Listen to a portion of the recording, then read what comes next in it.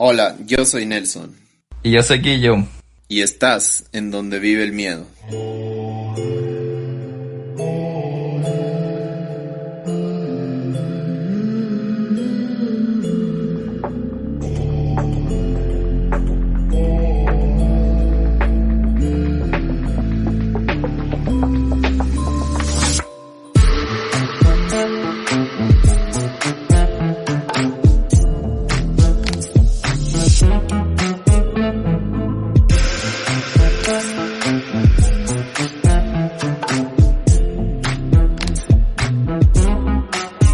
Se siente tan raro, Nelson, estar grabando solo contigo desde nuestro último capítulo con nuestra primera invitada especial. Es como que nos falta algo, pero bueno, aquí estás. Una invitada de lujo, la verdad. Yo la disfruté mucho. Les agradecemos un montón también que les haya gustado. Les agradecemos un montón a Tertulia y Misterio. Son increíbles, la verdad. Hacer esto aquí en el país es algo súper diferente y yo sé que también es súper complicado, pero hay gente que ama estas cosas y se dedica a eso, y qué bueno poder dedicarte a eso en tu vida. Es súper chévere. Les mandamos un saludo enorme a Andrea y a toda la gente de Tertulia y Misterio. Sí, excelente su trabajo y siguen adelante, Tertulia, Misterio y Andrea. Esperamos nos estén escuchando. Y bueno, llegamos a nuestro penúltimo, noveno capítulo. Nelson, ¿cómo te sientes de este noveno capítulo, de este camino loco de donde vive el miedo? Súper bien, ha sido muy gratificante, he aprendido un montón y sé que hemos aprendido juntos, ¿no? Hemos visto un montón de cosas nuevas, nos han puesto a investigar qué es lo que más nos gusta. Y estamos ahí llegando a este noveno capítulo. Estamos a punto también de terminar nuestra temporada y queremos extenderles un abrazo siempre. Muchas gracias por esto, porque gracias a ustedes estamos aquí y vamos a seguir dando lo mejor siempre para ustedes y para nosotros también disfrutar. Hemos conocido bastante gente interesante que nos ha escrito, que nos ha mandado saludos, recomendaciones, sugerencias. Sobre todo las personas que nos han dado sugerencias se han dado cuenta cómo hemos caminado juntos desde el capítulo 1 al capítulo 9 que estamos ahora. Entonces ha sido un camino increíble que no lo esperábamos, y con todo su cariño, y esto es para ustedes. Y llegando al noveno capítulo, vamos a hablar de... Guillo? ¿Qué tenemos? Vamos a hablar de alguien que espero que ustedes estén tan emocionados como yo. Nelson ha preparado esto para ustedes, que lo solicitaron desde el capítulo 1 cuando hablamos de Juan Fernando Hermosa. Así que hoy, en nuestro noveno capítulo, vamos a hablar de su compañero de celda del ex penal García Moreno. Y él es Pedro Alonso López, que también fue conocido como el monstruo de los Andes. Entonces, antes de dar paso a Nelson, que nos va a dar este capítulo increíble, espero que sí sea increíble, Nelson. Espero que mis expectativas no sean muy altas, pero estoy emocionado. Hay cosas que incluso hasta recién yo no sabía, y gracias a lo que investigué tenemos los mejores datos que sabemos que ustedes tampoco lo sabían. Yo estoy seguro de eso. Ok, sí. Veamos, entonces yo les voy a contar un poco a los que no hayan escuchado, que estoy seguro que sí, del famoso monstruo de los Andes. Como les mencioné, su nombre es Pedro Alonso López. Su característica de agresión era la violación y asesinato. Tuvo alrededor de entre 57 y más de 300 víctimas. Esto fue en la época de entre 1969 y 1980. Entonces estamos hablando de prácticamente 10 años de asesinatos. ¿Cuál era su objetivo, su preferencia? Eran niñas de entre 9 y 12 años. ¿Y cómo las asesinaba? Por medio de estrangulación. ¿Por qué se llamó el monstruo de los Andes? Porque estuvo, vale la redundancia, en países por donde cruza la cordillera de los Andes. Y estos son Perú, Ecuador y Colombia. No les voy a hablar más de esto, solo quería contarles un poco de esto para poder dar una introducción apropiada, sobre todo a la gente que no ha escuchado de Pedro Alonso López. Pero sin más preámbulo, les voy a dejar con Nelson, quien nos va a hablar del monstruo de los Andes. Muchas gracias, Guillermo, por los datos acerca del monstruo de los Andes, uno de los asesinos más reconocidos en el mundo. Cabe recalcar, no solo en Sudamérica ni tampoco aquí en el Ecuador. Vale recordar que sí, que él pasó por el Ecuador, tuvo una historia aquí, pero es uno de los asesinos más reconocidos a nivel mundial. Tenemos, antes de empezar, yo creo que debemos empezar con una pregunta, Guillermo, y yo quiero preguntarte a ti, ¿tú qué piensas? ¿Cómo puede ser la creación de un monstruo? ¿Cuáles son los ingredientes para crear un monstruo? Un asesino en serie, un psicópata, como ya lo habíamos mencionado antes en nuestro podcast. Quiero saber tú qué piensas acerca de esto. Qué complicada pregunta me haces, Nelson. ¿Cómo crear un monstruo? ¿Cómo se crea un monstruo? En este camino donde vive el miedo, como mencionaste, hemos aprendido un montón de cosas y tú has mencionado mucho las patologías o las experiencias pasadas de un asesino en serie o de un agresor. Y yo creo que es una combinación importante de la personalidad de la persona y con los eventos que ha tenido en su vida. Entonces, si me haces esta pregunta, como te digo, es complicada, pero estoy basándome en lo que he aprendido gracias a lo que empezamos hace pocos meses. Pero sí, ¿cómo nace o cómo se hace un monstruo? Es una pregunta que creo que vamos a ir aprendiendo todos nosotros. Creo que tú nos vas a ayudar a tener un mejor criterio de qué es lo que pasa, pero en mi punto de vista, desde mi punto de vista, y según lo que he leído y según lo que sé de los asesinos, creo que es una combinación tanto de la personalidad, como te digo, a los eventos y cómo afrontó, cómo la personalidad de esta persona le ayudó a afrontar estos eventos, cómo los conectó, si una persona se hizo parte de esos eventos malvados, los podría decir, o los supo superar y empezar su vida con otros objetivos, más no seguir en el camino de la maldad. Yo creo que tiene mucho que ver con la personalidad y cómo sabe afrontar los eventos. Pues en este caso es una de las oportunidades mejor conocidas acerca del entorno en todo el mundo, como les había mencionado. Este caso de el monstruo de los Andes, de hecho, es también tan conocido porque es un caso de estudios para muchas personas que aman la criminalística, que aman la criminología, que aman todo lo que tiene que ver con los asesinos en serie, los forenses. Entonces, sin más que indicar, ¿ustedes qué creen? ¿Cómo se crea un monstruo?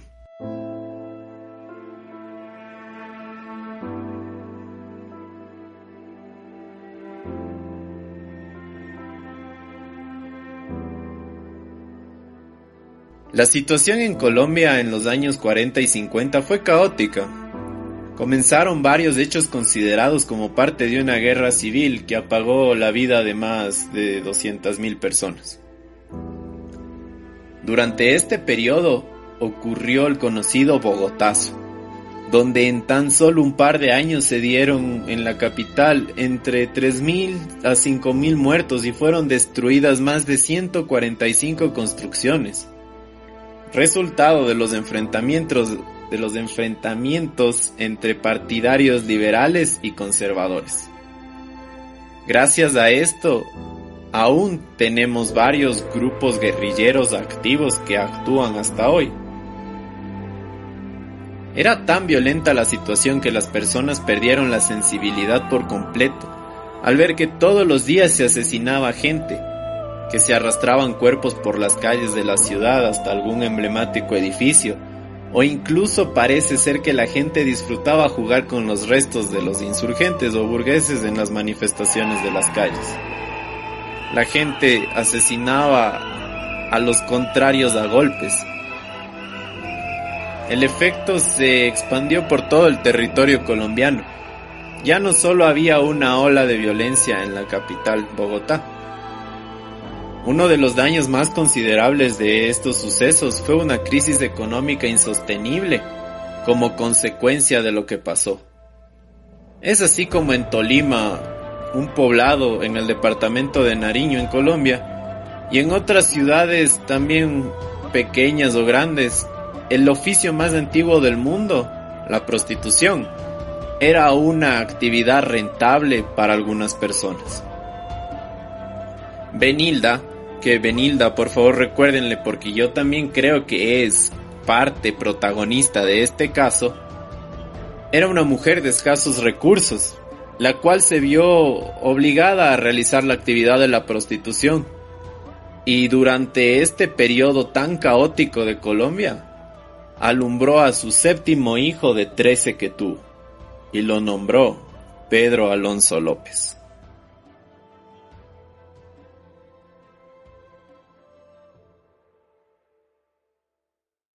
Fue hermano de 13 hijos, me estás diciendo, Nelson, entonces el 7º. Qué interesante todo esto que mencionas de la época de la Guerra Civil colombiana. Conocía un poco, pero no sabía cómo fue el desastre. Mencionas más de 5,000 muertes, 145 construcciones destruidas. Entonces creo que fue un momento de desesperación y me hace pensar hasta en lo que sé que no son los tiempos de antes, pero en los momentos de ahora mucha gente entra en desesperación. No estamos creando o viendo ese mismo tipo de violencia, pero imagínate que la gente se mataba a golpes. Y haber nacido en esa situación, en ese escenario, donde tu madre tiene que practicar, como tú dices, el oficio más antiguo del mundo, y rodeado de 2 hermanos, que su madre, en tremenda situación, no sé cómo iba a mantener a su familia. Entonces, ya vamos viendo un poco de la realidad, de la naturaleza, del ambiente en donde Pedro Alonso vivía. Sí, es muy caótica la situación, la verdad, que no solo pasó esta familia, sino varias familias colombianas en esa época. Fue un periodo súper triste y súper oscuro también para la historia de nuestro hermano país. Sabemos que hay gente de Colombia que nos escucha y le mandamos un abrazo. Es también súper bueno conocer acerca de su historia.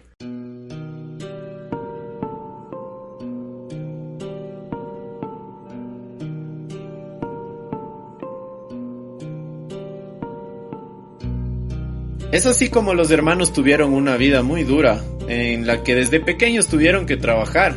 Algunos de ellos, lamentablemente, tenían que complacer a los clientes de Benilda. En su mayoría oían y apreciaban y presenciaban los actos sexuales que sucedían. Hecho muy lamentable, pero quizás también un poco inevitable porque todos vivían en la misma habitación en la que su madre trabajaba. Todos vivían en la misma habitación, Nelson. Todos. Sí, los 13 vivían en una pequeña habitación y prácticamente les tocaba escuchar, como les mencioné, tenían que presenciar y algunos de ellos eran parte de las actividades sexuales por un poco más de dinero. Yo creo que es importante aquí ver estas realidades de la antigüedad y también nosotros mirarnos en retrospectiva, y sé que tenemos que apreciar lo mucho o poco que tenemos porque mira este escenario te hace pensar en que debes valorar lo que tienes y no únicamente quejarte de lo que no tienes, sino valorar y aprovechar de lo que tienes. Lamentablemente, yo pienso que incluso esto sucede en algunos países en vías de desarrollo aún que están en guerra. El hecho de que nosotros tengamos un país que esté saliendo adelante, que es como la mayoría de Latinoamérica. Recordemos que hay países que todavía están en guerra, en África, en el Medio Oriente, e incluso aquí mismo en Haití, todos están saliendo adelante en Sudamérica. Entonces creo que todavía se da este tipo de cosas, es lamentable, pero para eso esperemos las autoridades correspondientes hagan algo para evitar este tipo de fracasos en la sociedad. Y tenemos que aprender a ver el lado bueno de las cosas. Pero bueno, Nelson, sigamos, pongámonos en situación. Pedro intentaba ayudar a su perturbado hogar hasta el momento a salir adelante.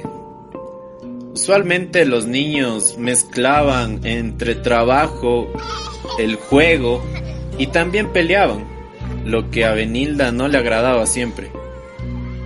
Ella era una madre muy estricta. A veces nos pisaba los dedos, nos amarraba un árbol y nos quemaba con una vela o con fuego. Nos lanzaba lo que encontraba cuando estaba enojada. nos golpeaba la cabeza contra alguna pared o en el piso a veces. Esto indica uno de los hermanos. Pero a pesar de todo eso, Pedro la quería y la recordaba con mucho cariño. Vuelvo y repito, aprecien a sus madres. Miren el escenario de violencia en el que vivía Pedro Alonso. Y también mucha gente, ¿no? Es muy importante esto en la parte de los asesinos, que si ustedes se ponen a chequear como Kemper, como incluso Ted Bundy, tienen episodios muy agresivos con sus madres. Y es muy importante porque al menos para los niños las madres es prácticamente lo más importante por todas las características fisiológicas y psicológicas que conlleva un alumbramiento, el nacimiento de un niño. Entonces es muy importante lo que dice Guillo, aprecien lo que tienen, por favor. Me quedo pensando, Nelson, de cómo mencionaste que los golpeaba la cabeza contra la pared en el piso. Wow. Sí, es muy triste, lamentable lo que sucedió. A la edad de 8 años, Benilda encontró a Pedro intentando tener actividad sexual con su hermana menor. Yo me atrevo a decir que es súper raro esta parte, pero era lo único que él había visto a esa edad tan importante del crecimiento. Vamos de nuevo a cómo influye lo que ves, ¿no? Cómo influyen tus situaciones. Para él tal vez ver a su madre practicando su profesión le hizo pensar que tal vez era algo que él también tenía que aprender a hacerlo, y no lo sé, no quiero meterme en la cabeza de él, pero es un poco atroz pensar en que estaba tratando de tener actividades con su hermana. Sí, como sabrán, este acto llevó a su madre a enfurecer y lo llevó a castigarlo y prácticamente sacarlo del lugar donde vivía. Es así como Pedro tuvo que irse e iniciarse en otro mundo prácticamente. Él empezó a ser un niño mendigo a partir de esto. Y aquí, Guillermo, quiero hacer una aclaración porque hay varias partes de la investigación en las que indican que ella le envió a Pedro a otra ciudad, pero que él había regresado y que la segunda vez que ella lo sacó de su casa lo había dejado aproximadamente unos 20 o 30 kilómetros más allá. Desde ahí él no pudo regresar. Pero hay también algunas vecinas y algunas personas que conocían a Pedro que sabían de la crueldad de los castigos de Benilda y que incluso algunas veces lo había amenazado con matarlo. Entonces me imagino que Pedro tal vez también decidió huir, porque a tener a los 8 años el miedo de regresar a tu casa y saber que tienes una amenaza y que te va a pasar algo súper malo si regresas, yo creo que tal vez pudo haber también sido una de las decisiones más fuertes que él le tocó tomar desde esta temprana edad. En una historia de hace tantos años siempre existen versiones, ¿no? Y como tú dices, hay versiones en las que él escapó, en las que su madre la desterró, pero yo creo que era cuestión de tiempo para que esto pase. Y además también cabe recalcar que eran 13 hijos y que ella tenía necesidades económicas súper fuertes. Entonces yo no quiero llegar a decirlo de esta manera, pero yo creo que tener un hijo menos hubiera sido un poco más de alivio para ella. Entonces, viéndole cómo los castigaba de una manera tan atroz y de que no se preocupaba de las actividades que ella realizaba delante de ellos, no quiero tampoco ponerme en la mente de esta mujer, pero no estoy juzgando, más bien es para que ustedes conozcan acerca de esto. Es así como él empezó a viajar y llegó a Bogotá. En la calle él encontró a su verdadera familia. Junto a otros vagabundos empezó a aprender a cómo ganarse algo para comer, hacer favores a la gente a cambio de dinero, limpiar lo que sea, pedir limosna, incluso empezó a robar y a consumir drogas. Hasta que un día, cuando él tenía aproximadamente 12 años, cosa que Pedro no recuerda muy bien ya que rara vez celebraba un cumpleaños en su infancia, él se llenó de esperanza cuando unos americanos turistas residentes decidieron adoptarlo y darle una vida digna. Él empezó a asistir a un colegio privado que era para huérfanos. Y también dice que empezó a conocer a Dios y también algo de la moral. Pero la vida le tenía preparado otro camino. Tiempo después de estar en este colegio, un maestro lo violó y abusó de él. Pedro no tuvo otro recurso que juntar dinero y robarle también dinero a sus padres adoptivos y regresar a las calles con más furia. Tuvo una oportunidad, pero parece que su destino ya estaba escrito, ¿no? Sí, por eso también es parte del estudio de qué le hace a una persona un monstruo. Creo que estamos viendo qué es lo que le hace a alguien un monstruo. Sí, es fuerte, pero vamos a ver qué más le hizo la vida a Pedro. Él empezó a frecuentar los mercados, ya que era un lugar donde a veces le regalaban comida y podía llevar las compras de las personas a cambio de dinero. Es así como Pedro empieza a trabajar desde adolescente como estibador o como cargador durante las mañanas. En las tardes, él frecuentaba las carnicerías. Ustedes sabrán si tal vez han visto alguno de estos mercados que en la mañana se dedican a vender el producto y en las tardes se dedican a despostar o descuartizar los animales. Pero es así como él en las tardes empieza a enamorarse de un morboso deseo de manipular la carne cruda. Aquí él conoce a Patiño. Patiño es un personaje importante también, Guillermo. Cuéntanos por qué. La verdad quiero que los que nos están escuchando que se guarden este nombre Patiño, porque yo conozco de la historia y creo que algunos de ustedes que nos escuchan tal vez conocen un poco de la historia, sobre todo las personas mayores a nosotros o contemporáneos a nuestra edad van a saber quién fue Patiño o quién es Patiño. Lo que me estás contando ahora yo no lo conocía, Nelson, que él conoció a Patiño cuando era joven. Pero creo que es importante recordar estos nombres, porque en el futuro no quiero adelantarme a tu historia, porque si digo quién es Patiño tal vez me adelanto un poco y hasta me puedo equivocar. Entonces, solo acuérdense de este nombre. Ajá. Bueno, Patiño era un hábil carnicero, quien tras la insistencia de Pedro decidió adoctrinar al niño en este arte de la carnicería.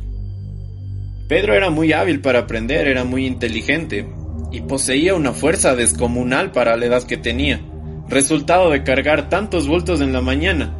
Es así como algunas personas dicen que el dolor lo hacía sentirse a gusto y que era incansable, que él podía trabajar durante todo el día con mucho gusto. Por las tardes, en sus clases de carnicería, prefería separar los huesos con sus propias manos. Y a veces hacía cosas extrañas con la carne cruda, según lo que dicen los vecinos o las personas que también trabajaban en los mercados. Porque él no tenía problemas en levantar pesadas cantidades de ganado con tal de que le enseñaran cómo tratarlas. De hecho, algunas personas recuerdan haberlo visto intentando algo parecido a ejercitar repetitivamente sus manos para endurecer sus dedos y poder manipular de mejor manera la carne. Y aquí ocurre un episodio un poco fuerte. Cuenta una vecina que una vez él se había untado de sangre de animales todo su cuerpo y que andaba sin camiseta viéndose en los espejos del mercado. Ella, asustada, se acercó a ver qué le pasaba y él solo se había quedado anonadado y sorprendido, impresionado al verse en el espejo lleno de sangre y que en voz baja repetía: "Yo soy el diablo, soy el mal". Es así como esta vecina asustada notifica a Patiño acerca del comportamiento de este chico. A Patiño no le quedó más remedio que ahuyentarlo de su negocio y decirle que no vuelva. Otra vez, Guillermo, otra vez la vida le daba la espalda. Sí, no te puedo creer. Yo no conocía estas cosas de su niñez y esto que cuentas de él estar bañado en sangre repitiendo: soy el diablo, soy el mal. esas pequeñas señales que a veces la gente no sabemos cómo darles la importancia, ¿no? Como, no sé, yo he escuchado de otros, es de estos tiempos, como tú mencionabas, en estos tiempos la violencia, hasta cómo uno reprendía a los hijos era diferente a nuestros tiempos de ahora. Y yo he escuchado a veces de otros asesinos de otros países y todo, que siempre tienen estos eventos en la niñez, que mataban animales, o como tú ahora dices que tenía afinidad con la carne, con la sangre, y son como pequeñas banderas rojas, ¿no? Que deberíamos como tomar en cuenta y, no sé, son como alertas de qué es lo que pasa con esa persona. Y me deja pensando, digo, yo no sabía nada de esto y cómo anteriormente la gente no tomaba importancia a estos eventos.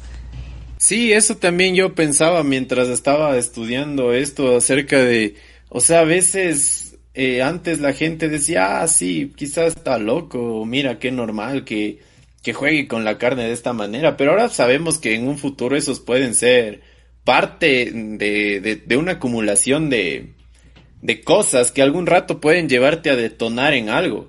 Es así como les vuelvo a repetir lo que les dije en otro capítulo. Acuérdense siempre de la tríada fatídica que la desarrolló también McDonald, que es uno de los psicólogos más famosos, en el cual indica que de la parte de la tríada fatídica es lastimar animales, el otro es ser piromaniático, jugar con fuego, y el otro es hacerte tus necesidades sin consentimiento. Entonces, es así como a estos elementos se puede reaccionar también. Y es muy importante también que si ustedes tienen los pequeños en casa, sobrinos, primitos o algo, si es que no saben acerca, si es que ven algo raro de algún comportamiento que ellos tengan, tenemos varias herramientas ahora, tenemos psicólogos infantiles, o si es que a su vez pueden empezar desde el YouTube. Pero si es que podemos ayudarles en la parte de la personalidad, tampoco los juzguen, pero sí hay que cuidarlos mucho para que no se den este tipo de casos. Son tiempos diferentes, tienen recursos, existe el internet, existen podcasts de psicología, existe un montón de herramientas, así que es cuestión de ustedes con autoeducarse a veces también. Pero Nelson, sigamos, no nos hagas esperar más. ¿Qué más pasó en la niñez de Pedro Alonso López? Es así como a Pedro no le quedó otra vez remedio que regresar a donde se sentía cómodo y donde sabía cómo manejarse, que eran las calles. Donde descubrió que él podía ganar más dinero robando autos, quitando pertenencias, revendiendo cosas, y empezó a desarrollar una personalidad delictiva que lo había convertido en un ladrón habilidoso. Incluso hay personas que dicen que él era uno de los ladrones más famosos, pero a pesar de eso que él no tenía aspiraciones, era muy manipulador y que también no tenía remordimiento por lo que hacía. También cabe recalcar, Guillermo, que dentro de esta etapa de la historia de Colombia nacen lo que son los conocidos gamines, que eran niños delincuentes prácticamente, no necesariamente eran sicarios. O sea, tú los podías contratar para hacer cualquier favor, para hacer incluso hasta espionaje. Entonces los gamines, a cambio de pocas monedas, hacían cualquier actividad que tú les encomiendes, porque era una época terrible en la parte económica y había mucha mendicidad en Colombia. Los gamines, me suena ese término, pero no tenía idea de toda la historia que viene detrás de los gamines. Sé que algunos de nosotros hemos usado la palabra y bueno, tiene historia como mencionas, Nelson. Él, en su crecimiento, de vez en cuando regresaba a su pueblo a visitar a su mamá y a sus hermanos. Los vecinos indican que le gustaba saludar con los vecinos, que siempre contaba sus historias acerca de sus viajes. Él se percibía como un viajero, y esto también es importante porque por eso el nombre de El Monstruo de los Andes. Él no se quedaba quieto en un lugar, era un nómada. Un nómada. Entonces, es así como la gente empezó a notar algunos comportamientos extraños pero importantes de Pedro, ya que él iba a su casa a visitar a sus hermanos, a sus hermanas, pero nunca se quedaba a dormir ahí. Él se quedaba a dormir a las afueras de la ciudad, en bosques o en lugares alejados. comentan que él tenía un afecto particular por los niños y las niñas, que él usualmente era muy amable, que los abrazaba, los amarcaba, los tomaba de las manos, que les regalaba dulces, que siempre andaba con una funda llena de golosinas, en las cuales les regalaba chupetas, a veces chicles, a veces también les regalaba canguil, popetas, palomitas de maíz, les regalaba golosinas en general a todos los niños. También los vecinos decían que él jugaba con ellos y con ellas, y que incluso era raro porque él tenía una sensación como de que era un protector de ellos. Y esto es muy importante para un futuro, ténganlo en mente, porque él creía que los cuidaba y los vecinos estaban tranquilos cuando los niños jugaban. Él era muy, muy seductor con los niños, siempre los halagaba por sus atributos físicos, les decía que eran muy bonitos, que eran muy rápidos, muy inteligentes. Entonces él tenía un afecto diferente con los niños. Nelson, yo creo que es aquí importante mencionar que todos estos datos que tú nos cuentas, toda la niñez, todos los eventos, todo lo que él sufrió, no es una justificación. No queremos tratar de justificar todos los actos que él cometió en el futuro por medio de estas conversaciones y de estos datos que estamos dando. Sí, Guillermo, de hecho estos datos que yo les estoy mencionando no son para que ustedes creen alguna afinidad con el asesino, sino es más bien para, como nosotros siempre les mencionamos, de alguna manera tomar conciencia sobre actos que sucedieron en el pasado para poder mejorar nuestro presente y evitar que en el futuro sucedan cosas como estas otra vez. Entonces, más bien les estamos contando esto no para que ustedes crean que tratar de justificarle, como dices, Guillermo, sino más bien para tratar de evitar algo. Y aunque el podcast se llama Donde vive el miedo, voy a hacer un paréntesis aquí para mencionar que entre más sabemos, más conocemos, menos temor tenemos de hacer otras cosas. Entonces nuestro segundo objetivo también es darles a conocer estas, como mencioné antes, estas advertencias, estas banderas rojas, les llamaría, para nosotros tal vez poder identificar quién puede hacernos daño, tratar de prevenir, tratar de concienciar a la gente en ayudar a alguien que tenga una situación violenta o nosotros mismos evitar y prevenir una situación violenta. Quería hacer ese paréntesis nada más para que quede claro que nosotros con estos datos que les damos no queremos justificar nada de los actos que se están dando. Bueno, Nelson, no te interrumpo más. ¿Qué pasó? Tranquilo, y perdón, o sea, yo también creo que por eso también es tan chévere nuestro nombre, no porque sea nuestro, el nombre del podcast Donde vive el miedo, porque como ustedes se pueden dar cuenta en la mayoría de nuestros podcasts, el miedo a tener miedo y superarlo es lo que ha causado muchas cosas. Y todo se basa en base al miedo. Entonces, por ejemplo, Pedro tenía un miedo terrible a lo que le podía hacer su mamá. Y por eso él empezó a superar el miedo de una manera negativa. Pero todo involucra ese tipo de situaciones de un caos en nuestra cabeza, en nuestra personalidad. Entonces, también por eso es parte de nuestro nombre, a ver si es que lo recuerdan en algún futuro. Ya pero creo que podemos hablar más de eso después. Ya creo que se están dando cuenta cómo se construyó el nombre y quién dio las ideas del nombre, ¿no? Bueno, ya volvamos al tema de Donde vive el miedo. Volvamos a ponernos en situación, por favor.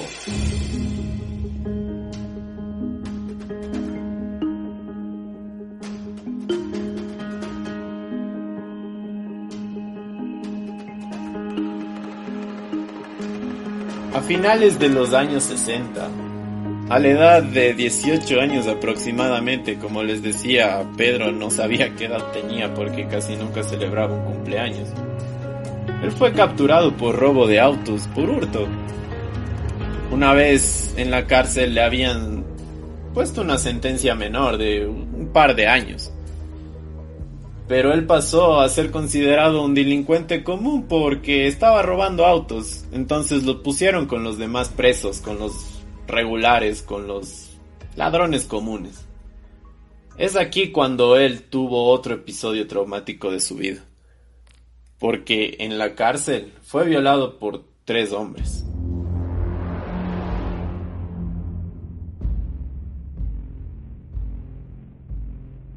Pedro, lleno de remordimiento, consiguió un cuchillo y explotó en ira, poniendo en práctica todo lo que hasta el momento la vida le había enseñado.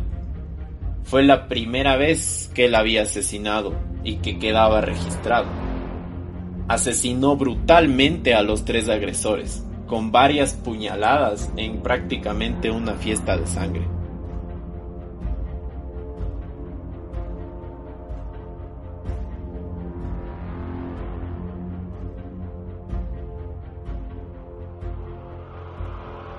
Algunos policías y algunas personas que vieron la escena, porque prácticamente asesinó a toda su celda, se habían quedado asustados de la forma en la que él actuó. No se sabe cuántas puñaladas le dio a cada uno, pero su cólera llevó a hacer prácticamente una habitación roja. Lo habían juzgado por asesinato en defensa propia dentro de la cárcel, pero sus penas no se acumularon, por lo que solo le dieron 2 años más a la pena que él ya tenía por haber robado los autos.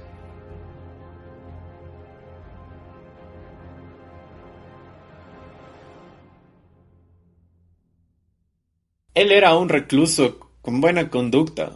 Usualmente la gente lo escuchaba dar incluso hasta consejos, porque a pesar de que él era considerado un poco loco, decía cosas muy profundas y que te hacían reflexionar entre los presos. Algunas personas también notaron que él le gustaba hablar solo, en voz alta. Y este es otro rasgo importante de la personalidad de él, porque se puede evidenciar que él era un poco fantasioso. Pero los presos lo querían. Todos decían buenos comentarios acerca de él. Es así que incluso le rebajaron un poquito de tiempo en la cárcel. Toda su conducta, imagínate, en los tiempos de ahora, él hubiese sido una persona de estudio para tal vez como prevenir actos o saber cómo identificar diferentes asesinos. Me hace pensar en la serie de Netflix Mindhunter, que hacen este estudio de cómo poder identificar asesinos. Entonces se me queda en mi cabeza como qué buen objeto de estudio hubiera sido el monstruo de los Andes. Sabes que sí es objeto todavía de estudio de algunas escuelas de las corrientes de la criminalística.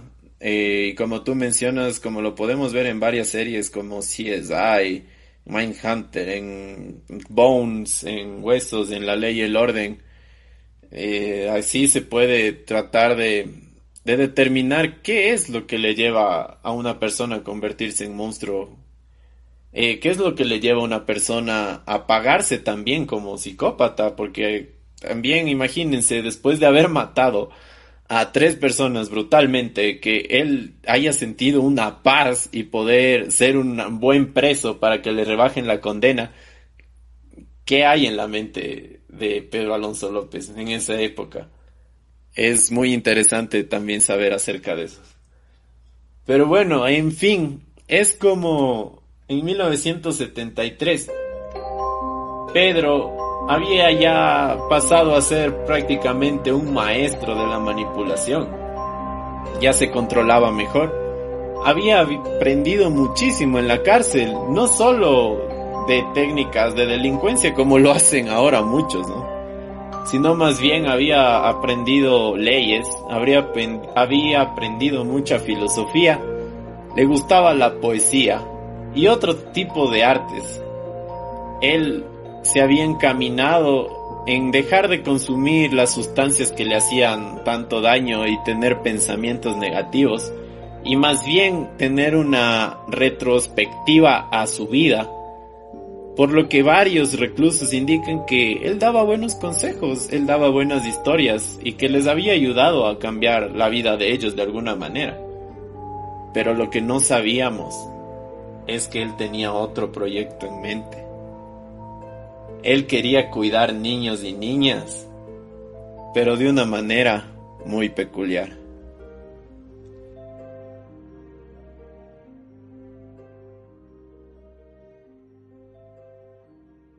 Y bueno, Nelson, creo que hasta aquí nos vamos a quedar hoy. Creo que sí. Esperemos que no googleen, porque tenemos muchos más datos que contarles en el futuro acerca de Pedro Alonso López, que es el monstruo de los Andes, y cosas que ustedes no sabían acerca de sus asesinatos ni de su tratamiento, pero espero que ya empiecen a evidenciar qué tipo de psicópata era este. Y como les digo... Sí, no se enojen, solo queda una semana de espera y absténganse a leer acerca más de esto, porque Nelson nos tiene un montón de datos más adelante. Y de hecho tenemos nuestra fogata virtual el sábado por venir, entonces vamos a tener algo de qué hablar en ese sábado a las personas que se registraron. Y así que manténganse ustedes que se registraron atentos. Podemos conversar acerca de este tema y pueden tener el chance también de preguntarle a Nelson un poco de datos para lo que se viene el próximo domingo. Y también no se olviden de escucharnos la próxima oportunidad, porque tenemos confesiones de él, tenemos la voz de él, tenemos también algunas imágenes que sé que ustedes no las han visto, porque a veces me toca arriesgarme a meterme a la deep web por lo que nos gusta, por el donde vive el miedo, pero por ustedes, todo es por ustedes. Entonces, escúchenos por favor.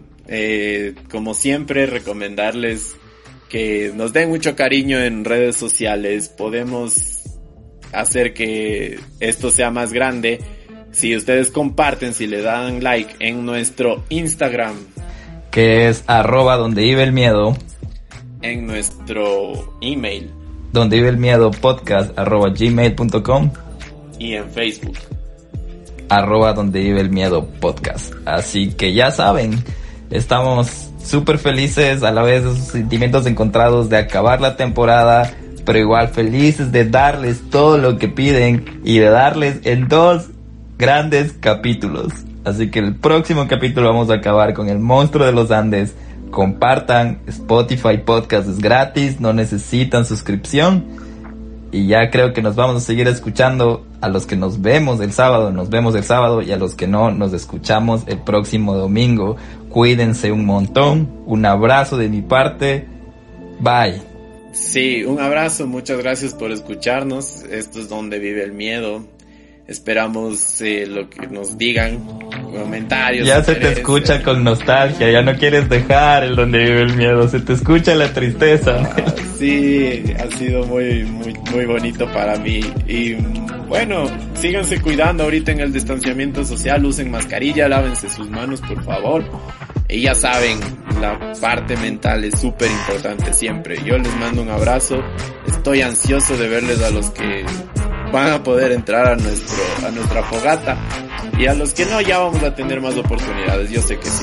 Les agradecemos un montón, esperemos les guste este mejoramiento que yo sé que hay en el podcast.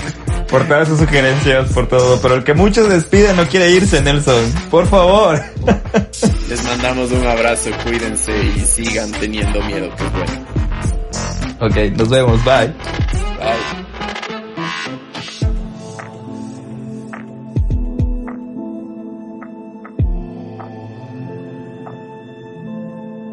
Este capítulo fue escrito por Nelson Ola, editado por Guillermo Díaz, música por Hatton, Ghost Rifter, Max Surla, Fireflies, Mew, Jungle Punk y Scott Buckley.